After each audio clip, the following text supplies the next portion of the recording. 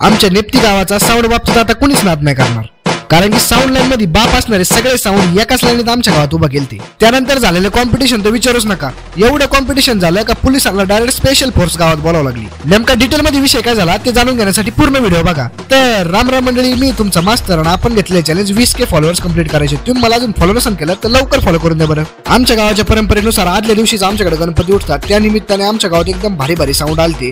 मग मी माझ्या सगळ्या मित्रांना घेऊन गेलो कॉम्पिटिशन बघायला। आता तुम्ही हे कॉम्पिटिशन बघा आधी।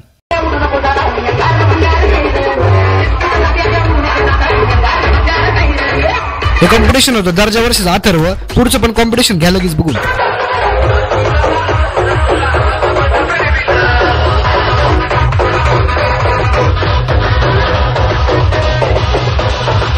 सुरुवातीला एकदम फ्रेंडली वातावरणामध्ये कॉम्पिटिशन चालली होती, पण पलीकडच्या साईडला दोन मंडळांमध्ये भांडणं झाल्यामुळे पोलिसांनी डायरेक्ट आपली स्पेशल फोर्स बोलून घेतली, सगळे साऊंड बंद करून टाकले। त्यानंतर हळूहळू जसं वातावरण गार होत गेलं तसं साऊंड परत वाजायला लागले। पण त्यानंतर पोलीस प्रशासनाने वातावरण एवढं कंट्रोल मध्ये घेतलं होतं, थोडा जरी आवाज वाढला तरी लगेच साऊंड बंद करायला लावायचे। मग मी म्हटलं कॉम्पिटिशनचं जाऊ द्या, पण एवढे भारी भारी साऊंड आले जरा बघून ते कोणते आले। तर गावात होता ओमकार 72, ओमकार 73 नगरवाला, त्यानंतर अथर्व मंचरवाला, डॅडी नंबर 1, त्यानंतर दर्जा आणि शंभूराजे, असे बरेच साऊंड गावात होते। तुम्हाला काय वाटतं कॉम्पिटिशन मध्ये सगळ्यात जास्त कोण चालला असेल कमेंट करून नक्की सांगा बरं का। एवढ्या भारी भारी साऊंडचे नाव ऐकले माकड पण इथं नाचायला आलतं। गावातले पोर एवढे क्रिएटिव्ह आहेत ना, त्यांनी डायरेक्ट लाकडाच्या बांबूंचाच भूत्या बनवून टाकला होता। त्या मॅटर नंतर एक सुद्धा साऊंड कॉम्पिटिशन झालं नाही। शेवट मंडळ म्हणायला लागले गेले बाबा आमचे पैसे फुकट।